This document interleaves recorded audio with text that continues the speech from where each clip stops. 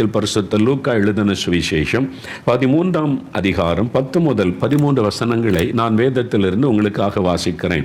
கவனமாக இந்த வசனத்தை கேளுங்கள். இது வேத புஸ்தகத்தில் எழுதப்பட்டிருக்கிற உண்மை சம்பவம். ஒரு ஓய்வு நாளில் இயேசு ஜெபாலயத்தில் போதகம் பண்ணி கொண்டிருந்தார். அப்பொழுது 18 வருஷமாய் பலவீனப்படுத்தும் ஆவியை கொண்ட ஒரு பெண் அங்கே இருந்தாள். அவள் எவ்வளவும் நிமிரக்கூடாத கூனியாக இருந்தாள். இயேசு அவளை கண்டு தம்மிடத்தில் அழைத்து, ஸ்திரியே, உன் பலவீனத்தினின்று விடுதலையாக்கப்பட்டாய் என்று சொல்லி அவள் மேல் தமது கைகளை வைத்தார். உடனே அவள் நிமிர்ந்து தேவனை மகிமைப்படுத்தினாள். இங்கே இயேசு செய்கிற ஒரு அற்புதத்தை பார்க்கிறோம். இயேசு ஒரு ஜெபாலயத்தில் பிரசங்கம் பண்ணி கொண்டிருக்கிறார். ஜனங்கள் உட்கார்ந்து கேட்டுக்கொண்டிருக்கிறார்கள். அந்த கூட்டத்துக்குள்ள 18 வருஷமாய் கூனியாக இருந்த ஒரு பெண். அது உங்களுக்கு தெரியும். முதுகு வளைந்து அப்படியே தரையை பார்த்து கொண்டே நடப்பாங்க. கூன் விழுந்து விட்டால் முதுகு அப்படியே வளைந்து இருக்கும். நம்மளைப்பால் இப்படி நிமிர்ந்தெல்லாம் நிற்க முடியாது. இப்படியே தான் இருப்பாங்க, இப்படியே தான் பார்ப்பாங்க. நான் அப்படி பார்த்துருக்கிறேன், கவனித்திருக்கிறேன். எவ்வளோ பெரிய வேதனை பாருங்கள். 18 வருஷம் கூனியாக இருந்த ஒரு பெண் தரையை பார்த்து குனிந்தே தான் நடக்கணும். அவங்களால வேகமாக நடக்க முடியாது. கொஞ்சம் தூரம் நடந்த உடனே முழங்கால கை வைத்து கொண்டு இளைப்பாருவாங்க, திரும்ப நடப்பாங்க. இது கூனியாக இருக்கிற அந்த கூன் விழுந்த மக்களுடைய ஒரு பிரச்சனை. இந்த மாதிரி 18 வருஷம் இந்த வேதனையில் இந்த பெண் இருந்திருக்கிறார்கள். பாருங்களேன், 18 வருஷம். அப்போ எத்தனை வைத்தியரிடத்தில் அவங்க காண்பித்திருப்பாங்க. ஒரு வியாதின்னு தெரிஞ்சுட்டா சுகம் பெறுவதற்கு யார் மூலமாவது சுகம் கிடைத்து விடாதா என்று டாக்டர்ஸை பார்ப்போம். அந்த காலத்திலேயே வைத்தியர்கள் இருந்தார்கள். அதனால மருத்துவர்கள் அவங்கள்ட்ட எல்லாம் போய் அவங்க மருந்துகளுக்காக சுகத்திற்காக பிரயாசப்பட்டு இருக்கலாம். எல்லாம் தோல்வி. 18 வருஷம் கடந்து விட்டது. இனிமே எங்கே சுகம் கிடைக்க போகுது? இன்னும் அவ்வளோதான் என்ற நிலைமைக்கு இந்த பெண் வந்திருக்க வேண்டும். அவங்க ஜெபாலயத்தில் வந்து அமர்ந்திருக்கும் போது இயேசு அவங்களை அழைத்து அவங்களுக்கு ஒரு அற்புதம் செய்தார். 18 வருஷ துக்கத்திற்கு ஆண்டவர் முடிவை உண்டாக்கினார். 18 வருஷ பிரச்சனைக்கு முடிவை உண்டாக்கினார். இயேசு அழைத்து தொட்டு உடனே அவங்களை சுகமாக்கினார். ஆலயத்துக்கு வரும்போது கூனியாக வந்தாங்க. வீட்டுக்கு திரும்பி போகும்போது நல்ல சுகத்தோடு கம்பீரமாய் நடந்து போனார்கள். ஆலயத்திற்கு வந்தபோது துக்கத்தோடு வந்தாங்க. திரும்பி போன போது மகிழ்ச்சியோடு போனார்கள். இன்றைக்கு ஆண்டவர் உங்களுக்கு எப்படி ஒரு அற்புதத்தை செய்ய போகிறார். எத்தனை வருட பிரச்சனையாக இருக்கட்டும், ஒரு முடிவை கர்த்தர் உண்டாக்க போகிறார். உங்களை துக்கப்படுத்தி கொண்டிருக்கிற அந்த காரியத்திற்கு ஒரு முடிவை கொடுக்க போகிறார். அதற்குத்தான் இயேசு உங்களுக்கு அற்புதம் செய்ய போகிறார். நாம் ஜெபிக்கும் போது இயேசு அந்த அற்புதம் செய்வார். ஆனால் இந்த அற்புதத்தை நீங்கள் கவனிக்கும் போது இயேசுவனுடைய அற்புதமான குணங்கள், அவருடைய சுபாவங்கள் என்ன, அவர் எப்படிப்பட்டவர் என்பதை நீங்கள் அறிந்து கொள்ள முடியும். நம்மை சிருஷ்டித்த தேவன், நம்மை உண்டாக்கின தேவன், இந்த சர்வலோகத்தையும் ஆட்சி செய்கிற தேவன், வானத்தையும் பூமியை உண்டாக்கின தேவன் எப்படிப்பட்டவர், அவர் குணம் எப்படிப்பட்டது, அவருடைய சுபாவம் எப்படிப்பட்டது என்பதை அறிந்து கொள்ளும் போது நம்ம நிறைய ஆசீர்வாதங்களை, நன்மைகளை பெற முடியும். இந்த அற்புதத்தை நீங்கள் கவனித்தால் இயேசுவினிடத்தில் ஒரு 3 விசேஷமான காரியத்தை விளங்கிக் கொள்ள முடியும். அதைத்தான் நான் உங்களுக்கு சொல்லி ஜெபிக்க போகிறேன். அந்த இயேசு எப்படிப்பட்டவர் என்பதை அறிந்து கொண்டு நீங்கள் ஜெபிக்கும் போது நீங்கள் அற்புதங்களை பெற்றுக்கொள்ள முடியும். முதலாவது பாருங்க, 12வது வசனத்தில் இயேசு அந்த பெண்ணை கண்டார் என்று வசனம் சொல்லுகிறது. அந்த கூட்டத்துக்குள்ள அமர்ந்திருந்த பாதிக்கப்பட்ட 18 வருஷ வேதனையிலிருந்து அந்த பெண்ணை இயேசுடைய கண்கள் கண்டது. அவர் நம்மை காண்கிற ஒரு தேவன். அவர் நம்மை காண்கிற ஒரு தேவன். பாருங்க, வேத புஸ்தகத்தில் ஆதியாகமம் 16ஆம் அதிகாரத்தில் ஒரு சம்பவம் எழுதப்பட்டிருக்கிறது. ஆபிரகாம் சாராள் என்ற ஒரு குடும்பத்தில் ஒரு பெண், ஆகார் என்ற ஒரு பெண் வேலைக்கு வைக்கப்பட்டிருந்தாள். அந்த குடும்பத்தில் ஒருத்தி ஆகிவிட்டாள். அவருடைய எஜமாட்டி ஆகிய அந்த சாராள் ஒரு காலத்தில் ஒரு சூழ்நிலையில் ரொம்ப நெருக்க ஆரம்பிச்சிட்டாங்க. அவள் ரொம்ப வேதனைப்படுத்த ஆரம்பித்த உடனே அவளுக்குள்ள ஒரு மன வேதனை, அன்பு மாறிவிட்டது. மனசு மாறிட்டு போய் என்னை நேசிக்க யாரும் இல்லை. ஆபிரகாமும் அவருடைய வேலையில் பிஸியாக இருக்கிறாரு. குடும்பத்துக்குள்ள காரியத்தை கவனிக்க முடியல. அவருக்கு நிறைய பொறுப்புகள், அவருடைய தொழில் காரியத்தை கவனிக்கணும். அவரும் தன்னை நேசிக்கலை, தன் மீது ஒரு அக்கறை இல்லை. அப்போ இந்த வீட்டுக்குள்ளே என்னால் இருக்க முடியாது. ஒரு நரக வேதனை, தினம் தினம் நிந்தையும் அவமானமும், நான் அற்பமாக எண்ணப்படுவதும், என்னை மதிக்க என்னுடைய நேசிப்பதற்கு யாரும் இல்லை. என் வேதனை நான் யாரிடத்தில் சொல்லுவது? அவளுடைய குடும்பத்தார் அருகில் இல்லை. அவள் ஒரு வேலைக்காரியாய் வந்த பெண் அந்த குடும்பத்தில் ஒருத்தி ஆகிவிட்டாள். எகிப்து தேசத்தை சார்ந்தவள். இப்போ பாருங்க, அவள் நெருக்கப்பட்டவனை இந்த வீட்டுக்குள்ளே நான் இருக்க முடியாது. அவள் ஒரு கர்ப்பஸ்திரி, குழந்தையோடு இருக்கிறாள். எங்காவது நான் போய்விடட்டும் என்று சொல்லி வீட்டை விட்டு வெளியேறிவிட்டாள். வெளியேறி எங்கே போதுன்னு தெரியல. எங்கே நான் இவங்களை நம்பி தான் இத்தனை வருஷமாக இருந்து விட்டேன். வனாந்தரத்தில் ஓடுகிறாள். ஒரு கர்ப்பஸ்திரி வனாந்தரத்தில் ஆள் நடமாட்டம் இல்லாத இடத்துல ஓடுகிறாள். எங்கே போகிறதுன்னு தெரியல, யாரிடத்துல போகிறதுன்னு தெரியல. என்னை யார் ஏற்றுக்கொள்ளுவாங்க? என்னை நேசிக்க யாரும் இல்லை, என் வேதனை புரிந்து கொள்ள யாரும் இல்லை. அந்த வனாந்தரத்தில் தனிமையாய் அழுது கொண்டே நடந்து போகிறாள். என்னை கணவரும் நேசிக்கலை, என்னை நம்பி வந்த குடும்பமும் என்னை நேசிக்கலை, எனக்கு அன்பு காட்ட யாரும் இல்லை. நான் தனிமையாய் உட்கார்ந்து அழுகிறேன். வேதனையோடு வனாந்தரத்திலே போகும்போது வானத்திலிருந்து ஒரு சத்தம் துணிக்கிறது. ஆகாரே என்று பெயர் சொல்லி அழைக்கிற சத்தம். நீ எங்கே போய் கொண்டிருக்கிறாய் மகளே? நீ எங்கே போய் கொண்டிருக்கிறாய்? அவள் யார் பேசுவது? சுற்றுமுற்றும் பாருங்கள், ஆட்களிலே வானத்திலிருந்து அந்த குரல், கடவுள் தன்னோடு பேசுகிறார் என்பதை அவள் அறிந்து கொண்ட உடனே ஆண்டவரை நோக்கினார். ஆண்டவர் சொன்னார், நீ ஏன் அழுகிறாய்? எங்கே ஓடிக்கொண்டிருக்கிறாய்? நீ திரும்பி போ. நீ போய் அந்த வீட்டிலேயே கொஞ்சம் அடங்கி இரு. நான் உன்னை ஆசீர்வதிப்பேன். உன் கர்ப்பத்தில் இருக்கிற குழந்தையை நான் ஆசீர்வதிப்பேன். அவன் உனக்கு ஆறுதலாக இருப்பான். உன் எதிர்கால நன்மையாக இருக்கும். நீ பயப்படாதே. என் ஆண்டவர் ஆறுதல் படுத்தி அவருடைய கண்ணீரை துடைத்து அவருடைய வேதனையை மாற்றி அனுப்பினார். அப்போ அவங்களுக்கு ஒரு பெரிய சந்தோஷம். யாருமே என்னை கவனிக்கலை, என்னை நேசிக்க யாரும் இல்லை, அன்பு காட்ட யாரும் இல்லைன்னு நான் நினைத்து கொண்டிருந்தேன். ஆனால் ஆண்டவர் என்னை நேசிக்கிறார். அவர் என்னை கண்ணோக்கி பார்க்கிறார், என் கண்ணீரை அறிந்திருக்கிறார் என்று அறிந்து ஆண்டவருக்கு ஒரு அழகான பெயரை சூட்டினாள். என்ன பெயர் வைத்தாள் தெரியுமா? ஆதியாகமம் 16ஆம் அதிகாரம் 13ஆம் வசனத்தில் சொல்லப்பட்டிருக்கிறது, என்னை காண்கிற தேவனை நானும் இந்த இடத்தில் கண்டேன் அல்லவா என்று சொல்லி, நீர் என்னை காண்கிற தேவன். You are the God one who sees me, oh Lord. நீர் என்னை காண்கிற தேவன் என்று ஆண்டவருக்கு பெயரிட்டாள். எனக்கு யாருமே இல்லை, என் கண்ணீரை காண்க, என் வேதனைகளை காண யாருமே இல்லைன்னு நினைச்சேன். ஆனால் நீர் என்னை காண்கிற தேவன். பிரியமானவர்களே, தனிமையை அழுதுகிட்டு இருக்கிறீங்களா? என் கணவர் கூட என்னை புரிந்து கொள்ளுவதில்லை, என் மனைவி கூட என்னை விளங்கிக் கொள்ளுவதில்லை, என் பெற்றோர் கூட என் பாரத்தை உணர்ந்து கொள்ளுவதில்லை, என் பிள்ளைகள் கூட என் மீது அக்கறை இல்லை, நான் ஒரு அனாதையை போல் இருக்கிறேன் என்று அழுது கொண்டிருக்கிறீங்களா? ஆண்டவர் சொல்லுகிறார், நான் உன்னை காண்கிற தேவன், உன்னுடைய வேதனைகளை காண்கிற தேவன், நீ தனிமையாக உட்கார்ந்து கதறுவதை காண்கிற தேவன்.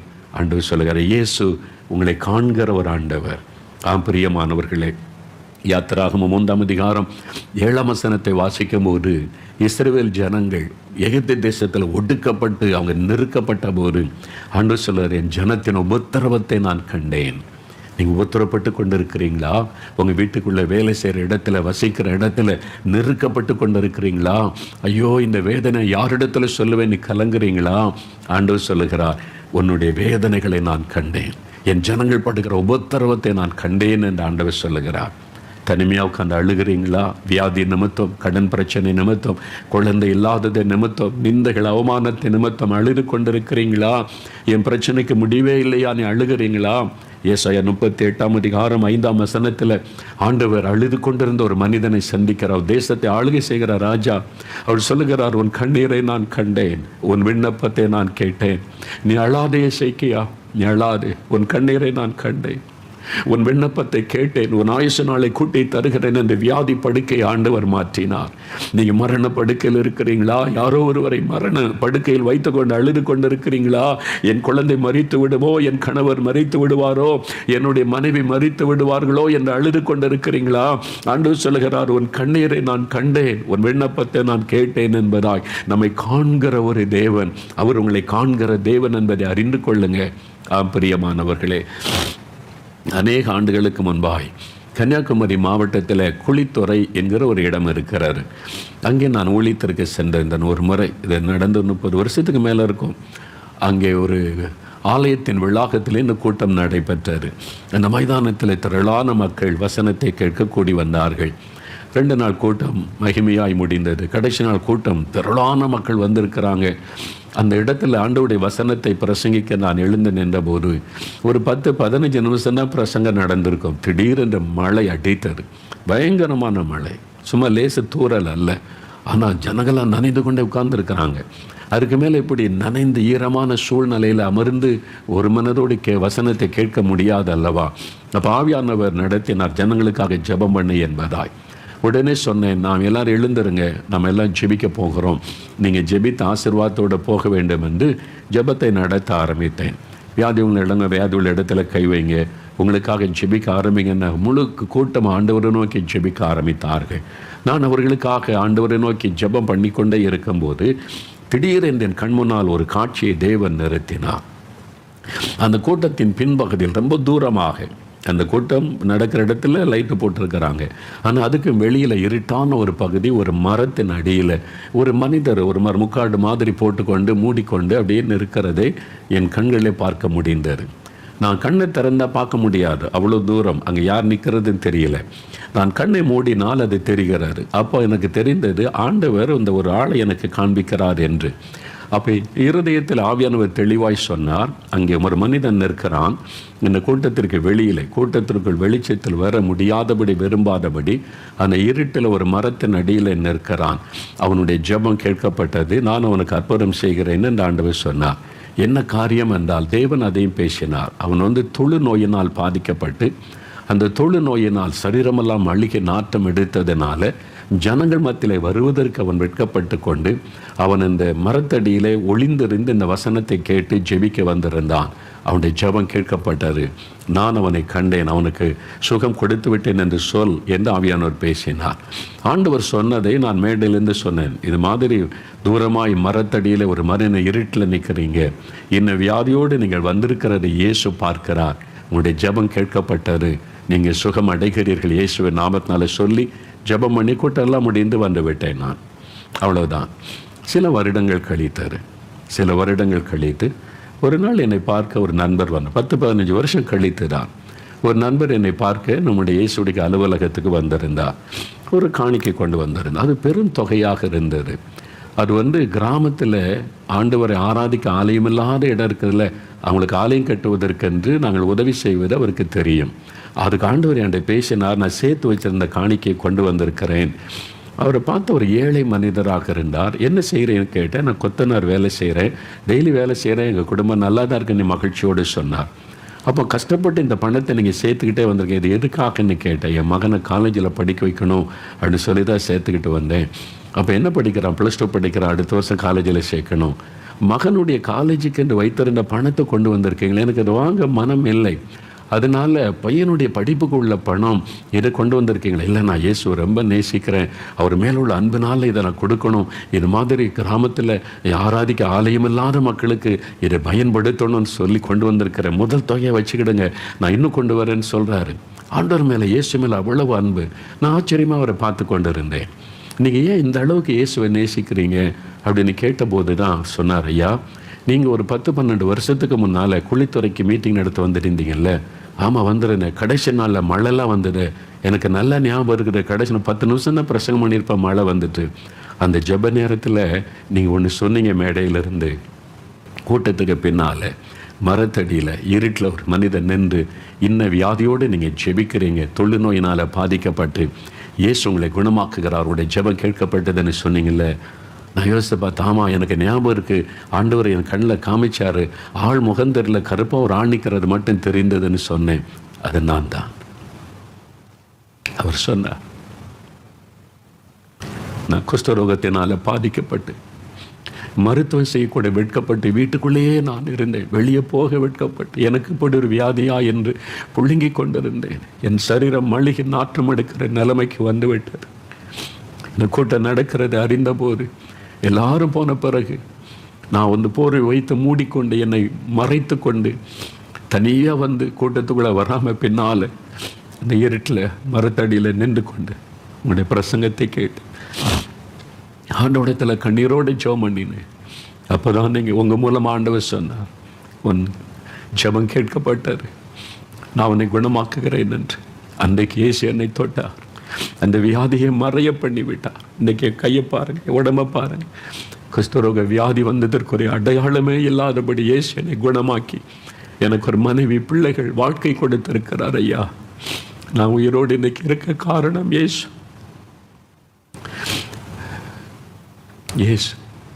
அதனால் நான் அவரை நேசிக்கிறேன். எனக்கு இவ்வளவு பெரிய அற்புதம் செய்தார், அதனால் அவரை நேசிக்கிறேன், அவருக்காக கொண்டு வந்திருக்கிறேன்னு சொன்னார். இயேசு எவ்வளவு அற்புதமானவர், இயேசு எவ்வளவு அற்புதமானவர். பிரியமானவர்களுடைய கண்ணீரை காண்கிறவர், வேதனைகளை காண்கிறவர். அவர் உங்களுக்கு அற்புதம் செய்வார். கலங்காதுங்க. இன்றைக்கு உங்களுக்கு ஒரு அற்புதம் செய்ய அவர் காத்திருக்கிறார். அற்புதம் நடக்க போகிறாரு. அதுக்கு தான் இந்த அற்புத பெருவிழா. நீங்கள் யாராக இருந்தாலும் சரி, எந்த நோயினால் பாதிக்கப்பட்டு கலங்கினாலும் இன்றைக்கு இயேசு உங்களுக்கு அற்புதம் செய்வார் பிரியமானவர்களே. அது மாத்திரம் அல்ல, வேதம் சொல்லுகிறது 1 சாமுவேல் 16:7 வாசிக்கும் போது, மனிதன் பார்க்கிறபடி நான் பார்க்கிற தேவன் அல்ல, மனிதன் முகத்தை பார்க்கிறான், கர்த்தரோ இருதயத்தை பார்க்கிறார். அவர் நம்முடைய இருதயத்தை பார்க்கிறாராம். நம்முடைய வெளித்தோற்றத்தை பார்ப்பதில் இருதயம் எப்படி இருக்கிறது என்று பார்க்கிறார். நம்முடைய வாழ்க்கையின் எல்லா ரகசியங்களும் அவருக்கு தெரியும். அவருக்கு மறைவானது ஒன்றுமில்லை. மார்க் 7:21 முதல் வாசிக்கும் போது, ஒரு மனுஷனுடைய இருதயத்தில் என்ன இருக்குன்னு இயேசு சொல்லுகிறார் பாருங்க. மனிதனுடைய இருதயத்திற்குள் இருந்து பொல்லாத சிந்தனைகள், விபச்சாரம், வேசித்தனம், அசுத்தம், காமவிகாரம், வன்கண், தூஷணம், பெருமை, மதிகேடு, சண்டைகள் புறப்பட்டு வந்து அவனை தீட்டுப்படுத்தும். இந்த பாவமெல்லாம் மனுஷனுடைய உள்ளத்திலிருந்து தான் புறப்பட்டு, கோபம், எரிச்சல், சண்டை, இச்சைகள், பண ஆசை, இந்த மாதிரி இப்போ எல்லா தீமையும் இருதயத்திலிருந்து புறப்பட்டு வருகிறது. மனுஷனுடைய இருதயத்தை இயேசு அறிந்திருக்கிறார். யோவான் 2:24-25 வாசித்தார். இருதயத்தில் உள்ளதை அறிந்து கொள்ளுகிற தேவன், அவருக்கு மறைவானது ஒன்றுமில்லை. நம்முடைய வாழ்க்கையின் ரகசியம் அவருக்கு தெரியும். அதனால தான் ஆண்டவர் சொல்றார், மனம் திரும்புங்கள். தன் பாவத்தை மறைக்கிறவன் வாழ்வடைய மாட்டான், அறிக்கை செய்து விட்டு விடுகிறவன் இறக்கம் வருவான். ஆண்டவரிடத்தில் வந்து நம்ம பக்திமானாய் நடிக்கவே முடியாது. நம்முடைய எல்லா அந்தரங்கமும் எல்லா பாவமும் அவருக்கு தெரியும். அதனால முதலாவது, ஆண்டவரே என் பாவத்தை மன்னிச்சிருங்க. என் உள்ளத்தில் இந்த புறப்பட்ட இந்த பாவங்கள், என் ரகசிய வாழ்க்கையில் இருக்கிற பாவங்கள், உம்மை துக்கப்படுத்துகிற பாவங்களை மன்னிச்சு என் ஆசீர்வதிங்கன்னு கேட்கும்போது, மனம் திரும்பும் பொழுது அவர் மன்னித்து நமக்கு உதவி செய்கிறார். இந்த இருதயத்தை கழுவனா ஒரே ஒரு காரியம் தான் உண்டு. இயேசு கிறிஸ்துவின் ரத்தம் சகல பாவங்களை நீக்க நம்மை சுத்திகரிக்கும். அப்ப நீங்க ஒப்பு கொடுக்கும் போது ஆண்டவர் மன்னிப்பார். நிறைய பேர் நம்ம செய்யறதெல்லாம் யாரும் கவனிக்கிறதில்லை, காண்கிறதில்லைன்னு நினைக்கிறாங்க. இப்போ சிசிடிவி கேமரா வந்துட்டா கேமராவுக்கு பயப்படுறாங்க. இப்போ எல்லாம் கேமரா இருக்கிறா அப்படி பார்த்துட்டு அப்படி பண்ணுறாங்க, அது நம்மளை படம் பிடிச்சிடும் அப்படின்னு சொல்லி. எனக்கு அன்பானவர்களே, அநேக ஆண்டுகளுக்கு முன்னால் சகோதரர் டிஜிஎஸ் தினகரன் அவங்க ஏசலைக்கிறார் ஊழியத்தை ஸ்தாபித்தாங்கல்ல, உங்களுக்கு தெரியும். அவங்கள நல்ல ஒரு தேவ மனிதர். இயேசுவை பற்றி அவங்க பிரசங்கம் பண்ணினால் லட்சக்கணக்கான மக்கள் கூடுவாங்க. ஒரு சமயம் அவங்க ஒரு பட்டணத்துக்கு ஊழியத்துக்கு போயிருந்தாங்க. 2 பேர் அவரை பார்க்கணும், சண்டை போட்டு எப்படியாவது அவரை பார்க்கணும். ஏன் பார்க்கக்கூடாது, அவரை பார்க்கணும், சண்டை போட்டு வந்துட்டாங்க. பிரதர் சரி வர சொல்லுங்கன்னா 2 பேர் வந்தாங்க. அவங்க வந்து எதுக்குன்னா விதண்டாவாதம் பண்ணுறதுக்கு. இது கரெக்டாக, அது கரெக்டாக, பைபிள் எப்படி இருக்கு, நீங்கள் எப்படி பண்ணீங்களா, விதண்டாவாதம் பண்ணுறதுக்கே வந்து இவங்க என்ன சொன்னாலும் கேட்க மாட்டாங்கன்னு பிரதருக்கு தெரிஞ்சுட்டு, அப்போ இந்த மாதிரி விதண்டாவாதம் பண்ணி பிரச்சனை உண்டாக்கி வந்திருக்கிறாங்களேன்னு ஆண்டவர்கிட்ட அமைதியாக ஜெபிச்சேன். ஆண்டவர் இவருக்கு நான் என்ன சொல்கிறதுன்னு. அப்போ டக்குன்னு ஆண்டவர் ஒரு காரியத்தை சொன்னார், ரகசியத்தை சொன்னார். என்ன சொன்னார் தெரியுமா? ஒரு ஆள் ரொம்ப துள்ளிக்கிட்டு இருந்தார். அவர் தான் அப்படியாக்கும் அவங்கள பற்றி தெரியாதாக்குனார் சொன்னார். சரி, முதல்ல நான் உங்கள்கிட்ட ஒரு கேள்வி கேட்குறேன், நீங்கள் பதில் சொல்கிறீங்களான்னு ஒரு ஐயாவை பார்த்து பேசினாங்க. கேளுங்க அப்படின்னார். நீங்கள் உங்கள் மனைவியை கொலை செய்து ரயில்வே தண்டவாளத்தில் கொண்டு படுக்க வச்சு ட்ரெயினில் விபத்தில் இறந்துட்டான்னு சொன்னீங்க. ஏன் உங்கள் மனைவியை கொன்னீங்க? முதல்ல பதில் சொல்லுங்கள். நாங்கள் ஆடிட்டார் மனுஷன். வேர்த்து விறுவிறுத்து கையெல்லாம் நடுங்க ஆரம்பித்து விட்டார். உளர ஆரம்பிச்சிட்டு, அது எப்படி தெரியும் உங்களுக்கு? எல்லா ரகசியத்தையும் கவனித்து கொண்டு இருக்கிற ஒரு கடவுள் இருக்கிறான்னு தெரியுமா? அதான் இயேசு. நீ கேள்வி கேட்க வந்திருக்கிற, உன் இருதயம் எப்படிப்பட்டதுன்னு அவருக்கு தெரியும். அவ்வளோதான். பயந்து நடுங்கி இந்த ஆள் பாருங்க, மனைவி கொலை செய்துட்டு ரயில்வே தண்டவாளத்தில் படுக்க வச்சு ட்ரெயினில் அடிபட்டு இறந்துட்டான்னு நம்ப வச்சுட்டான். ஆண்டவர் அதை வெளிப்படுத்தணும், ஓடியே போயிட்டான் பயந்து, நிற்கவே இல்லை. அதுக்கு வேறு எப்படி நிற்க போகிறான்? ஆண்டவர் எல்லா ரகசியத்தையும் அறிந்தவர். அப்போ இந்த மாதிரிலாம் பாவம் செய்துட்டனே, இந்த பாவத்துக்கெல்லாம் என்னங்க விமோச்சனம்? இயேசு என்கிற ரட்சகர், இயேசு கிறிஸ்துவின் ரத்தம் தான் உங்களுடைய பாவத்தை கழுவி உங்களுடைய இருதயத்தை சுத்திகரிக்க முடியும். ஆனால் தான் உங்களுடைய பாவத்தை உணர்ந்து மனம் திரும்பணும். பாவத்தை மறைச்சு வச்சிங்கன்னா ஆண்டவருக்கு மறைவானது ஒன்றுமே இல்லை. அவர் உங்களை காண்கிற தேவன். எப்பவும் மனதில் வைத்துக் கொள்ளுங்க. 2வது, இந்த அற்புதத்தை கவனித்தால் அதே 12வது வசனம் பாருங்க. இயேசு அந்த பெண்ணை கண்டு தம்மிடத்தில் அழைத்தார். மகளே கம், வா மகளே. ஆண்டவர் அழைக்கிறார். எல்லாம் உட்காந்துருக்க. அந்த மகளை மாத்திரம், மகளே நீ தான் வா மகளேன்னு கூப்பிடுறார். எதுக்கு அந்த மகளை அழைக்கிறார்? அந்த மகள் எழும்பி வந்தாங்க. எதற்காக? அவர் அழைக்கிற தேவன். எதற்கு? அற்புதம் செய்ய, விடுதலை கொடுக்க, அவருடைய துக்கத்தை மாற்ற ஆண்டவர் அழைப்பு கொடுத்தார். உங்களை இன்றைக்கு அவர் அழைக்கிறார். என் மகனே, என் மகளை என்னிடத்தில் வா. ஆண்டவர் சொல்றார் பாருங்களேன், மத்தேயு 11:28 வருத்தப்பட்ட பாரம் சுமக்கிறவர்களே எல்லாரும் என்னிடத்தில் வாருங்கள், நான் உங்களுக்கு இளைப்பாறுதல் தருவேன் என்று இயேசு சொல்லுகிறார்.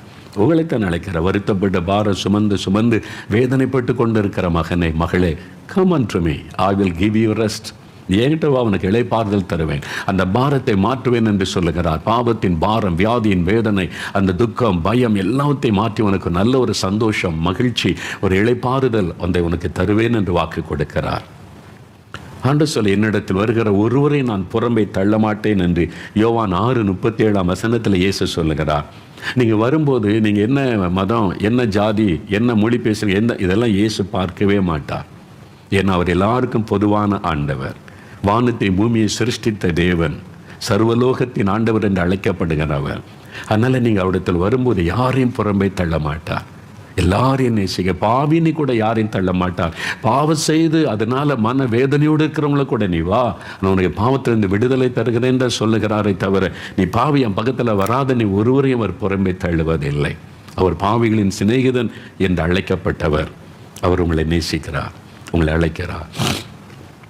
பாருங்க, எனக்கு ஒரு ஊழியக்காரரை தெரியும். தேவன் அவரை வல்லமையாக பயன்படுத்தினார். அவருடைய வாழ்க்கையில் நடந்த ஒரு காரியத்தை சொன்னார். அவர் வாலிபனாக இருக்கும்போது இயேசுக்கு அவருக்கு சம்பந்தமே கிடையாது. இயேசுவே அவருக்கு தெரியும், இயேசுக்கு அவருக்கு சம்பந்தம் இல்லை. வாலிப வயசில் ஒரு கொடிய வியாதி தாக்கி விட்டார். 2 நுரையீரலும் பாதித்து விட்டது, லங்ஸ் 2 பாதித்து விட்டது. டிபி, பொல்லாத நோய் அட்டாக் பண்ணி அவருடைய 2 நுரையில் மூச்சு விட கஷ்டம், ரொம்ப பாதிப்பு. டாக்டர்ஸ் அதுக்குன்னு உள்ள ஆஸ்பத்திரியில் போய் சேர்க்கப்பட்டா. எக்ஸ்ரே அந்த காலத்தில் எக்ஸ்ரே தான், இப்போ தான் ஸ்கேன் அதெல்லாம் வந்துட்டு. அப்போ எக்ஸ்ரே எடுக்கிறாரு. அப்போ எக்ஸ்ரே எடுத்து பார்த்தோன்னே காமிச்சாங்க, பாருங்கள் உங்கள் லங்ஸ் எப்படி இருக்குன்னா எல்லாம் பாதிக்கப்பட்டு, 2 லங்ஸும் பாதிக்கப்பட்டிருக்குது, ரொம்ப சீரியஸ். அவங்க சொல்லிட்டாங்க, இதை சரிப்படுத்துறது ரொம்ப கஷ்டம், ரொம்ப மோசமாக பாதிக்கப்பட்டு விட்டது, ஆனால் நாங்கள் முயற்சி பண்ணுறோம் அப்படி சொல்லிட்டாங்க. அப்போ அவருக்கு தெரிஞ்சுட்டு நம்ம அவ்வளோதான், இனி நம்மளை காப்பாற்ற முடியாது, அவள் மாதிரி பாதிக்கப்பட்டு மூச்சு விட கஷ்டம், நம்ம சாக போகிறோன்ற நிலைமை தெரிந்து விட்டார். ஆஸ்பத்திரியில் சேர்த்து வச்சுருந்தாங்க. ரொம்ப அழுதுகிட்டே இருப்பான் அந்த வாலிபன். நான் சாக போகிறேனே, இன்னும் எவ்வளோ நாள் உயிரோடு இருக்க போடணும், இந்த வியாதியில் கஷ்டப்படுறதை விட ஒரேடியே செத்துட்டா என்ன, எதுக்கு இந்த வியாதியில் கஷ்டப்பட்டு கொஞ்சம் கொஞ்சமாக சாகணும், அதனால் எதிலாவது விழுந்து செத்துடலான்னு சொல்லி ஒரு நாள் சாயங்கால நேரம் யாரும் இல்லாத ஆஸ்பத்திரியில் மற்றவங்களாம் எல்லாத்தையும் தெரியாமல் ஆஸ்பத்திரி விட்டு வெளியே வந்துட்டார். ஆஸ்பத்திரி வர முடியாது, தெரியாமல் வெளியே வந்து அந்த வாலிபன் ஆஸ்பத்திரி விட்டு தூரமாக நடந்து தனியாக ஒரு ரயில்வே லைன் போனார். ட்ரெயின் வந்தால் அதில் விழுந்து செத்துடலான்னு அதில் அப்படியே துக்கத்தோடு நடக்கிறான். ரொம்ப இந்த வாலிப வயசில் எனக்கு இந்த வியாதி வந்துட்டு நான் இந்த மாதிரி சாகருக்கு சூழ்நிலை வந்து விட்டது என்று அழுது கொண்டே தற்கொலை பண்ணுவதற்கு அந்த ரயில்வே ட்ராக்கில் நடந்து கொண்டே இருக்கும்போது திடீரென்று ஒரு சத்தம் காதிலே வந்து விழுகிறாரு. மரணத்தை நோக்கி ஓடிக்கொண்டிருக்கிற வாலிபனே, என்னிடத்தில் வா. மரணத்தை நோக்கி ஓடிக்கொண்டிருக்கிற வாலிபனே, என்னிடத்தில் வா, நான் உனக்கு இளைப்பாறுதல் தருவேன் என்ற சத்தம். நான் தான் மரணத்தை நோக்கி போகிறேன், தற்கொலை பண்ண போகிறேன், யார் என்கிட்ட பேசுன்னு பார்த்தா எங்கே இருட்டாதான் இருக்குது, ஆள் நடமாட்டமே இல்லை, ஒரு சத்தம் மாத்திரம் தெரிகிறது. என்னுடைய மன பிரம்மையாக இருக்குமோன்னு சொல்லி தொடர்ந்து நடந்தாராம். மறுபடியும் அதே குரல் 2வது முறையும், மரணத்தை நோக்கி ஓடிக்கொண்டிருக்கிற வாலிபனே வா, உனக்கு இயேசுவிடத்தில் இளைப்பாறுதல் உண்டு என்று சொல்லி உடனே கவனித்தார். எங்கிருந்து சத்தம் வருது? தூரத்தில் ஒரு வெளிச்சம் தெரிகிறது. அங்கிருந்து தான் அந்த சத்தம் வருகிறது. மைக்கில் கேட்குற பேசுகிற சத்தம். அங்கே என்ன நடக்குது நீ பார்க்கலாம் என்று ரயில்வே தண்டவாளத்தை விட்டு இறங்கி அந்த கூட்டம் நடக்கிற இடத்தை நோக்கி போனால் அங்கே ஒரு கிறிஸ்தவ கூட்டம் நடைபெற்று கொண்டிருந்தது. ஆயிரக்கணக்கான மக்கள் உட்கார்ந்து பிரசங்கத்தை கேட்டு கொண்டிருந்தாங்க. அந்த பிரசங்கியார் பிரசங்கத்தின் நடுவில் தான் இந்த வார்த்தையை சொல்லியிருக்கிறார். அந்த மரணத்தை நோக்கி ஓடிக்கொண்டிருக்கிற வாலிபனை வா இயேசுவண்டை என்று இயேசுவனை அழைக்கிறார் அப்படின்னு சொல்லி அனுப்பி உட்கார்ந்த உடனே இப்படி ஒரு கூட்டமா அப்படின்னு முதல் முறை கேட்கிறார். இயேசு பற்றி கேட்க அப்படி உள்ளத்தில் ஒரு விசுவாசம், இப்படி ஒரு கடவுள் இருக்கிறாரா, அப்போ அவர் என்னை குணமாக்கிடுவாரா, எனக்கு அற்புதம் செஞ்சிருவாரா, ஒரு பெரிய விசுவாசம் வந்தது. அவர் அழைப்பு கொடுத்தார், இயேசு வேண்டும் என்றால் வா இயேசு வேண்டேன். கூட்டத்தின் கடைசியில் முன்னால் ஓடி போய் ஆண்டவர்கிட்ட விழுந்து, இயேசுவே நீங்கள் எனக்கு வேணும், எனக்கு சுகம் கொடுங்க, எனக்கு ஒரு அற்புதம் செய்யுங்க என்னை கண்ணீரோடு ஜெபித்த போது ஆண்டவருடைய வல்லமை இறங்கினார். ஆண்டவருடைய வல்லமை தொட்டதை உணர்ந்தார், சுகமானதை உணர்ந்தார். இப்போ நல்லா மூச்சு விட முடியுது, ஒரு மாற்றம் வந்துட்டு லங்ஸில் ஒரு மாற்றம் சரீரத்தில் உண்டானதை உணர்கிறார். சந்தோஷம். ராத்திரியில் அவர் ஆஸ்பத்திரிக்கு போனால் டாக்டர்ஸ் நர்சஸ்லாம் தேடுறாங்க, எங்கே அந்த பையனை காணும்னு சொல்லி எல்லாம் தேடிக்கிட்டு இருக்காங்க. எங்கேயா போனவனை டாக்டர்ஸ்லாம் தேடுறாங்க, எங்களை கேள்வி கேட்குறாங்கன்னு சொல்லி, நான் இந்த மாதிரி சாக போனேன், இப்போ உயிரோடு வந்திருக்கிறேன் அப்படின்னு மகிழ்ச்சியாக சொல்கிறான். பயந்துக்கிட்டே இருந்தாங்க. அடுத்த நாள் காலையில் டாக்டர் சொன்னாங்க, கூப்பிட்டாங்க. இவர் சொன்னார், ஐயா நான் சோமாயிட்டேன், எனக்கு அனுப்புங்கன்றார். என்ன சொல்கிறீங்க, 2 லங்ஸுமே பாதிக்கப்பட்டிருக்கு, நீங்கள் மரணத்தின் விளிம்பில் இருக்கிறீங்க, நிறைய ட்ரீட்மெண்ட் பண்ணி முயற்சி பண்ணணும் உங்களை காப்பாற்ற, அதெல்லாம் இல்லை, நீங்கள் இப்போ நான் சோமாயிட்டேன், நீங்கள் ஒரு எக்ஸ்ரே திரும்ப எடுங்கன்றாங்க. நேற்று தானே எடுத்தோம், எக்ஸ்ரேலாம் நீங்கள் பார்த்தல தம்பி, இதெல்லாம் இருக்குதுல்ல, இன்றைக்கி ஒரு எக்ஸ்ரே எடுங்க அப்படின்னு கேட்டேன். என்ன அதுக்குள்ளே நடந்துட்டு, இல்லை ஒன்று நடந்துச்சு, நீங்கள் எடுத்து எனக்கு கன்ஃபார்ம் பண்ணுங்கன்னு சொல்லி ரொம்ப தொந்தரவு பண்ணோடனே டாக்டர் சொன்னார், சரிம்மா இன்னொரு எக்ஸ்ரே எடுத்துருங்கன்னு சொல்ல எக்ஸ்ரே எடுத்து பார்த்தா டாக்டர் 2டையும் பார்க்குறாரு. அவருக்கு அதிர்ச்சி. என்னாச்சு இது, இப்போ புது லங்ஸாக இருக்குது, நேற்றுக்கு எடுத்த அந்த ரிப்போர்ட்டுக்கும் எக்ஸ்ரேக்கு இன்றைக்கி உள்ள எக்ஸ்ரேக்கு இவ்வளோ பெரிய வித்தியாசம், புதுசாக இருக்குது லங்ஸு, என்ன நடந்துச்சு உனக்கு அப்படின்னு கேட்டால், நான் சாக போனேன், என்னை ஒருத்தர் அழைச்சார், ஏசு என்னை கூப்பிட்டார், அவர்கிட்ட போனேன், என்னை தொட்டு குணமாக்கிட்டேன், சோமாயிட்டேன். டாக்டர் சொல்கிறாங்க, இட்ஸ் எ மிராக்கிள், உனக்கு அற்புதம் தான், நல்ல சோமாயிட்டேன். 2 அந்த எக்ஸ்ரே கையில் வைத்துக்கொண்டு ஆஸ்பத்திரியில் அங்கே ஓடி இங்கே ஓடி நான் சோமாயிட்டேன், ஏசு என்னை குணமாக்கிட்டார். சந்தோஷத்தில் துள்ளி குதித்து வாடா போய் எல்லாருக்கும் சத்தம் போட்டு சொன்னார், எனக்கு ஏசு சுகம் கொடுத்துட்டார். ஊழியக்காரனாய் மாறி அவர் தேவனுடைய ஊழியத்தை செய்தார். அவர் எனக்கு நல்லா தெரியும். பாருங்கள், இயேசு எவ்வளோ அற்புதமானவர். இன்றைக்கு உங்களை அழைக்கிறார். சாகிறது உன் பிரச்சனைக்கு முடிவல்ல தம்பி, மகளே, சாகிறது உன் பிரச்சனைக்கு முடிவல்ல. உன் பிரச்சனைக்கு முடிவை உண்டாக்குகிற ஒரு ஆண்டவர் இருக்கிறார், அவர் இயேசு. உனக்கு ஒரு அற்புதத்தை அவர் இன்றைக்கு செய்வார். உன்னுடைய பிரச்சனை என்ன, உன்னை துக்கப்படுத்துகிற காரியம் என்ன, அதில் அற்புதம் நடக்கும். அவர் உன்னை அழைக்கிறார், நீ வா இயேசுவண்டே. அவர் உன்னை புறம்பே தள்ள மாட்டார், எந்த வித்தியாசமும் காட்ட மாட்டார். அவரை நெருங்கி வரல, அவனை அணைத்துக் கொள்ளுவார். அவர் காண்கிற தேவன், 2வது அழைக்கிற தேவன், 3வது அந்த தேவன் எப்படிப்பட்டவர் பாருங்க.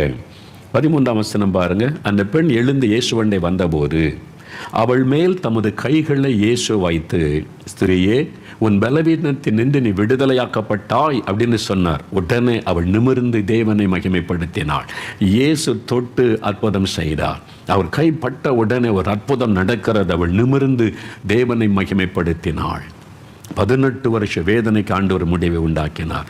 எத்தனை பேர் கூனி நீ பரிகாசம் பண்ணி இருப்பாங்க, அதற்கெல்லாம் ஒரு முடிவை உண்டாக்கினார். உங்கள் அவமான நிந்தைக்கு ஒரு முடிவை உண்டாக்கும்படிக்கு இயேசு செய்வார். உங்கள் வேதனைக்கு முடிவு உண்டாக்கும்படி செய்வார். அவர் அற்புதம் செய்வார். அதற்கு தான் உங்களை அழைக்கிறார். அவர் தொட்ட உடனே அற்புதம் நடக்கும்.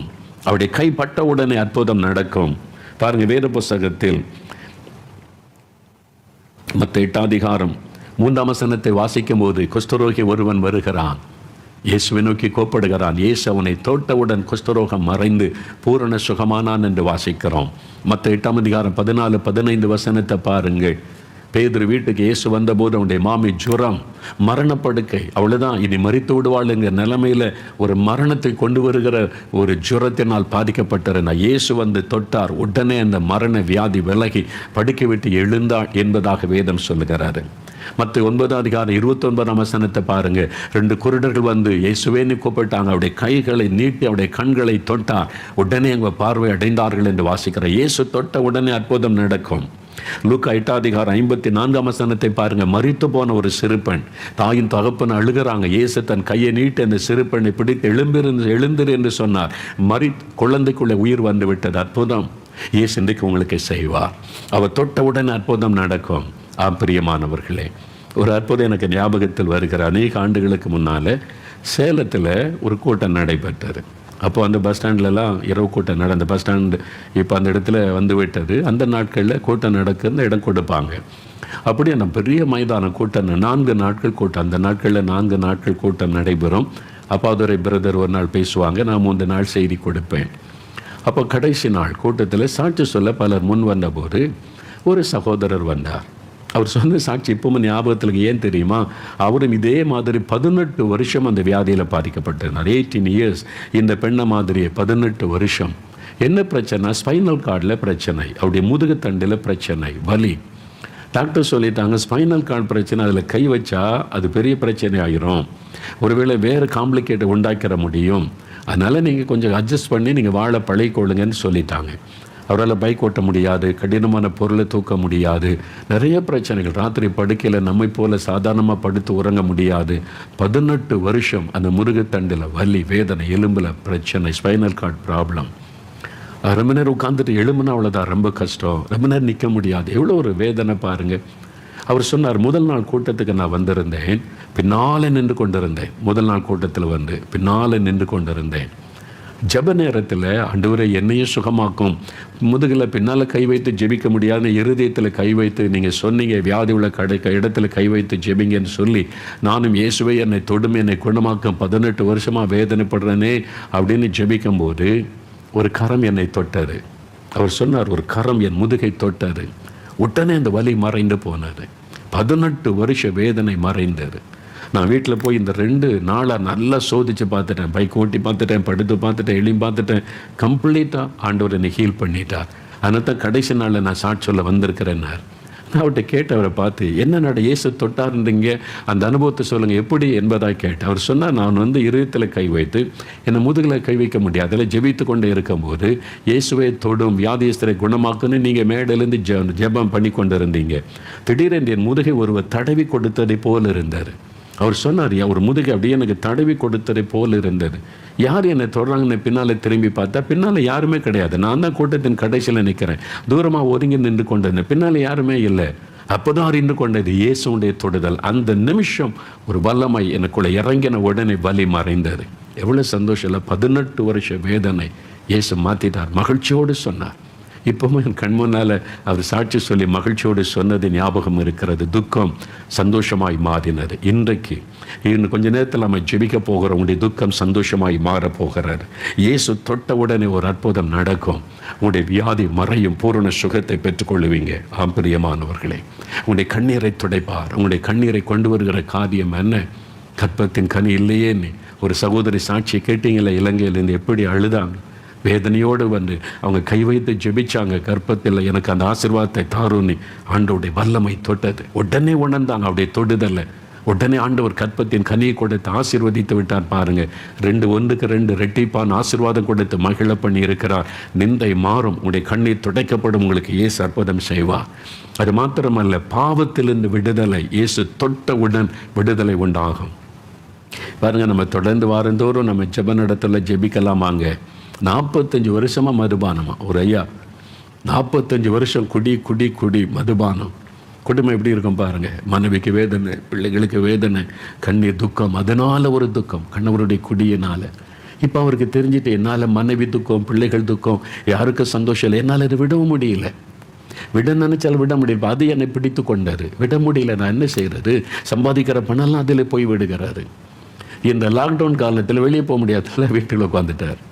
அப்போ டிவியில் இதே மாதிரி நான் பிரசங்கம் பண்ணும்போது கேட்டுக்கொண்டே இருந்தவர், இயேசு நிறைய பேருக்கு விடுதலை கொடுப்பது அறிந்தவன் நான் முழங்கால் படியிட்டு, இயேசுவே இந்த குடிப்பழக்கத்தில் எனக்கு விடுதலை கொடுங்க, என்னால் இதை விட முடியல, ஆனால் நீங்கள் விடுதலை கொடுப்பேன்னு அவங்க சொல்கிறாங்களே, அப்போ எனக்கு விடுதலை தந்துருங்கன்னு உண்மையாக ஜெபிச்சார். பாருங்கள், இயேசு கிறிஸ்து விடுதலை ஆக்கினால் மெய்யாகவே விடுதலை ஆவீர்கள் என்று வசனம் சொல்லுகிறாரு. யோவான் 8:36 வாசிக்கிறோம். ஆண்டவர் தொட்டார். என்ன நடந்தது? ஒரே நாள் தொடுதல் தான். 45 வருஷமாக இந்த குடிப்பழக்கம் மாறினார். அதன் பிறகு அவர் சொல்லுங்க, அந்த சிந்தனையே எனக்கு இல்லை, அந்த ஆசையே இல்லை, அந்த எண்ணமே இல்லை. அதன் பிறகு என் கூட குடித்த நண்பர்கள் கூப்பிட்டாங்க, எனக்கு அந்த விருப்பமே இல்லை, அதை பார்த்தா எனக்கு அருவருப்பாக இருக்கிறார். எப்படி இந்த மாற்றம்? 45 வருஷமாய் குடின்னு தாகத்தோடு போனவர், அதன் மேலே கசப்பு எப்படி வந்தது? அதுதான் இயேசு செய்கிற அற்புதம். மனிதனை பாவ கட்டந்து விடுதலையாக்குவது. இன்றைக்கு உங்களை அடிமைப்படுத்தி இருக்கிற பாவம் என்ன? மதுபான பழக்கமா, போதை வஸ்துகளா, கண்களின் இச்சைகளா, மாமிசத்தின் இச்சைகளா, தவறான தொடர்புகளா, ஏதோ ஒரு பாவ காரியமா விட முடியாமல் தவிக்கிறீங்களா? இயேசுவால் உங்களுக்கு விடுதலை கொடுக்க முடியும். அவர் பாவத்தை மன்னிக்கிறவர் மாத்திரமல்ல, பாவத்தில் இந்த விடுதலை தருகிறவர். ஆனால் எல்லாம் என்ன தெரியுமா? இலவசம். மனிதனுக்கு தேவன் கொடுக்கிற பாவ மன்னிப்பு இலவசம். பணம் கொடுத்து பாவ மன்னிப்பை வாங்க முடியாது. ஆண்டவர் கொடுக்கிற தெய்வீக சுகம் இலவசம். ஆண்டவர் கொடுக்கிற விடுதலை இலவசம். ஆண்டவர் கொடுக்கிற ஆறுதல் இலவசம். ஆண்டவர் எல்லாவற்றையும் நமக்கு இலவசமாய் தருகிறார். என்றால் அவர் நம்முடைய தகப்பன். இதுக்கு இவ்வளோ பணம் வேணும், இதுக்கு இவ்வளோ காணிக்க வேணும், இதற்கு இவ்வளோ இதை செலுத்து ஒன்று கேட்பதில்லை. தன்னை தேடி வந்தவங்கிட்ட கேட்ட ஒரே ஒரு காரியம், என்னை விசுவாசிக்கிறியா? நான் உனக்கு இந்த அற்புதத்தை செய்ய முடியும்னு விசுவாசிக்கிறியா? அது மட்டும்தான் கேட்டா. நீங்கள் விசுவாசித்தால் போதும். இன்னைக்கு இலவசமாக இயேசுவிடத்தில் இந்த விடுதலை, சுகத்தை, அற்புதத்தை பெற்றுக்கொள்ள முடியும். அப்போ இதுக்கெல்லாம் யார் காரணங்க? இந்த மாதிரி வேதனைக்கு யார் காரணம்? இந்த மாதிரி பாருங்கள், இன்றைக்கி எல்லாம் லாக்டவுனு உள்ளே கிடக்கிறோம், பாதிக்கப்பட்டிருக்கிறோம், எதிர்காலம் கேள்விக்குறியாக இருக்குது. அடுத்த இது வருன்றாங்க, அது வருன்றாங்க, என் குழந்தைகளை பாதிக்கின்றாங்க, என்னுடைய நிலைமை தான் என்ன? கடவுள் நல்லவராக இருந்தால் ஏன் இப்படியெல்லாம் நடக்கணும்? எல்லாரும் இங்கே இந்த மகளும் ஆலயத்துக்கெல்லாம் வர்ற மகள் தானே, பிறகு எதுக்கு இந்த வியாதியெல்லாம் இவங்களை தாக்கி இருக்கணும்? வசனம் என்ன சொல்ல தெரியுமா? 16ஆம் வசனத்தில், சாத்தான் அவளை 18 வருஷம் கட்டி வைத்திருந்தான். சாத்தான் அதுக்கு ஆண்டவர் எனக்கு வியாதியை தந்துட்டாரு, ஆண்டவர் எனக்கு இந்த தீமை தந்துட்டான்னு சொல்ல ஒரு நாளும் ஆண்டவர் தீமை தருகிறவர் அல்ல. அவர் நல்லவர், நன்மை செய்கிறவர். இந்த பிசாசினால் சாத்தான் இந்த உலகத்தில் கிரியேட் செய்கிற ஒரு தீய வல்லமை சாத்தான். அவன் திருடனும் கொல்லுகிறவன் அழிக்கிறவனுமாய் இருக்கிறான் என்று யோவான் 10:10 இயேசுவை சொல்லியிருக்கிறார். அவன் தான் வியாதியை கொண்டு வருகிறான், பாவக்கட்டுகளை அடிமைப்படுத்துகிறான், நம்மை வேதனைக்குள்ளாக்குகிறான், துக்கப்படுத்தி நம்மை வேதனைப்படுத்தி மகிழ்கிறவன் பிசாசு சாத்தான். நீங்கள் அவங்ககிட்டே போய் விடுதலைக்காக போனீங்கன்னா அதை கொண்டு வா, இதை கொண்டு வா, இதை செய், அதை செய் என்று சொல்லுவான். ஆனால் ஆண்டவரிடத்தில் வந்த இலவசமான விடுதலை தருவார். இயேசுவால் எப்படி இலவசமாக விடுதலை கொடுக்க முடிகிறது? 1 யோவான் 3ஆம் அதிகாரம் 8ஆம் வசனத்தில் பைபிளில் சொல்லப்பட்டிருக்கிறது, பிசாசின் கிரியைகளை அழிக்கும்படிக்கு இயேசு இந்த உலகத்தில் வெளிப்பட்டார். மனிதர்களுக்கு இந்த விடுதலை கொடுக்க இந்த சாத்தானுடைய கிரியைகளை அழித்து அவன் வல்லமிலிருந்து நம்மை விடுதலையாக்கத்தான் கடவுள் மனிதனாய் வந்தார். அப்படி காணக்கூடாத ஒளியாயிருந்த வார்த்தையாயிருந்த கடவுள் மனிதனாய் வந்தபோது தான் அவருக்கு இயேசு என்ற பெயர் கொடுக்கப்பட்டார். அவர் வந்ததை இந்த பிசாசனுடைய கிரியைகளை அழிப்பதற்கு. அவர் சிலுவையை மறிக்க தன்னை ஒப்பு கொடுத்து தன் பரிசுத்தமுள்ள இரத்தத்தை சிந்தின பொழுது சாத்தானுடைய கிரியைகளை அவர் அழித்து ஜெயம் எடுத்தார். பாவத்தின் மீது, மரணத்தின் மீது, பிசாசின் மீது அவர் ஜெயம் எடுத்தார். அதனால தான் இயேசு கிறிஸ்துவின் ரத்தம் சகல பாவங்களை நீக்க நம்மை சுத்திகரிக்கும். இயேசு கிறிஸ்துவின் அவர் ஏற்றுக்கொண்ட தழும்புகளால் நம்மை தொட்டு குணமாக்குகிறார். அவர் சிலுவையில் நமக்காக அவமான நிந்தைகள் வேதனைகளை சகித்தபடியால் நம்முடைய நிந்தைகளை மாற்ற அற்புதம் செய்கிறார். அதனால் அந்த இயேசுவை நோக்கி, இயேசுவே எனக்கும் அற்புதம் செய்யுங்க, எனக்கும் ஒரு விடுதலை வேணும், இன்றைக்கு ஒரு அற்புதம் நடக்கணும்னு நீங்கள் ஜெபித்தால் கட்டாயம் உங்களுக்கு அற்புதம் செய்வார். இப்போ அதுக்காகத்தான் நாம் ஜெபிக்க போகிறோம். விசுவாசிக்கிறீங்களா? இன்றைக்கு அவர் உங்களுக்கு அற்புதம் செய்வார் என்று விசுவாசிக்கிறீங்களா? அவர் உங்கள் பக்கத்தில் தான் இருக்கிறார். இப்போ நீங்களும் ஜெபிக்கும் போது உங்களோடு இணைந்த நானும் ஜெபம் செய்வேன், அவ்வளவுதான். இயேசு உங்களை தொட போகிறார், உங்களுக்கு ஒரு அற்புதம் நடக்க போகிறது. இப்போ நாம் ஜெபிக்க போகிறோம். ஜெபிக்கலாமா? முடிந்தால் முழங்கால் படியிட்டுக் கொள்ளுங்க. வீட்டில் தான் இருக்கிறீங்க, அப்படியே முழங்கால் படியிட்டுக் கொள்ளுங்க. முழங்கால் படியிட முடியாவிட்டால் உட்கார்ந்து கொள்ளுங்க. வயதானவங்க, வியாதிப்பட்டவங்க உட்கார்ந்து கொள்ளுங்க. அப்படி பழக்கம் இல்லாவிட்டால் நீங்கள் அமர்ந்திருந்து நீங்கள் ஜெபிக்கலாம். மற்றவங்க ஆண்டவரை அறிந்த ஆண்டவருடைய பிள்ளைகள் அறியாதவங்க வீட்டில் இருந்தால் அவங்களுக்கு உதவி செய்யுங்க. ஜெபத்தில் அவங்க மேலே கை வைத்து ஜெபம் பண்ணுங்க. அவங்க ஜெபிக்கும் போது நீங்கள் அவங்களோட இணைந்து ஜெபிக்கிறதுக்கு அடையாளமாய் நீங்கள் சகோதரிகள் அந்த சகோதரி மேலே கை வைத்துக் கொள்ளுங்க, சகோதரர் அந்த சகோதரன் மேலே கை வைங்க. அப்படி கை வைத்து நாங்கள் ஜெபிக்கிற ஆண்டவரை இணைந்து ஜெபிக்க போகிறோம். சரியா? ஆண்டவர் சொல்லுகிறபடி ஒவ்வொரு காரியத்திற்காக ஜெபிக்க போகிறோம்.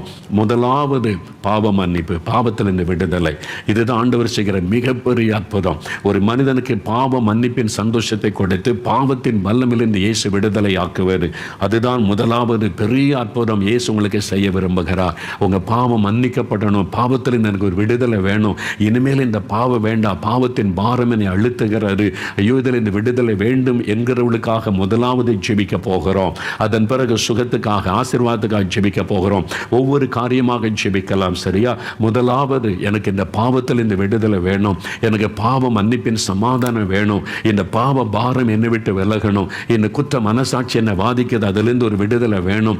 எனக்காக இயேசு சிலுவையில் ரத்தம் சிந்தி மரித்தார், என் பாவத்தை சுமந்து விட்டார் என்பதை நான் விசுவாசிக்கிறேன். அவருடைய ரத்தம் என்னை கழுவணும், எனக்கு பாவ மன்னிப்பும் பாவத்தில் இந்த விடுதலை வேண்டும் என்று விரும்புகிறவர்கள் உங்களுடைய இருதயத்தில் கை வைங்க. அப்படியே கண்களை மூடிக்கொள்ளுங்க. அருகில் இருக்கிறவங்களை மறந்துருங்க. உங்கள் எண்ணம் சிதறாமல் இருக்கும்படி கண்களை மூடி மோகலாசரசை மறந்துருங்க. இயேசுவை மாத்திர கண்முன்னால நிறுத்துங்க.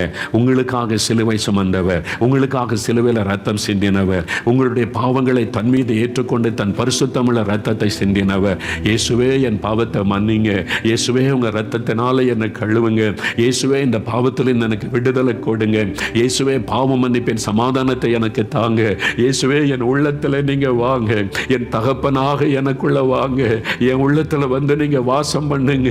இயேசுவே எனக்கு நீங்கள் வேணும், இயேசுவே என் உள்ளத்தில் வாங்க. இருதயத்தில் கை வைத்து ஜெபம் பண்ணுங்க. உங்களுக்கு 2 நிமிடம் டைம் தருகிறேன். உங்களுடைய பாவத்தை அறிக்கையிட்டு ஜெபிங்க. தன் பாவத்தை மறைக்கிறவன் வாழ்வடைய மாட்டான், அறிக்கை செய்து விட்டு விடுகிறவன் இரக்கம் பெறுவான் என்று இயேசு சொன்னார். இப்போ பாவத்தை அறிக்கை செய்யுங்க, அறிக்கை செய்யுங்க. இயேசுவே, அங்க இருக்கிற கோபம், எரிச்சல், இச்சைகள், இந்த மதுபான பழக்கம், சூதாட்டம், இந்த பாவங்கள் எல்லாம் ஆண்டவர் உணர்த்துகிறார். உங்களை உணர்த்துகிற பாவத்தை அறிக்கை இடுங்க.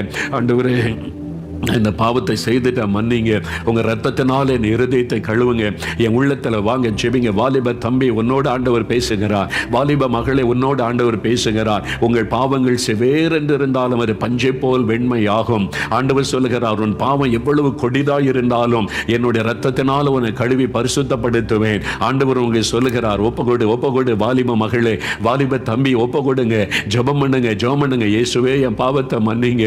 இயேசுவே, என் உள்ளத்துல வாங்க, எனக்கு இந்த பாவ சுபாவத்தை மாற்றுங்க, பாவத்தில் இந்த விடுதலை கொடுங்கன்னு ஜெபிங்க. ஆண்டவருடைய வல்லமை இறங்குகிறது.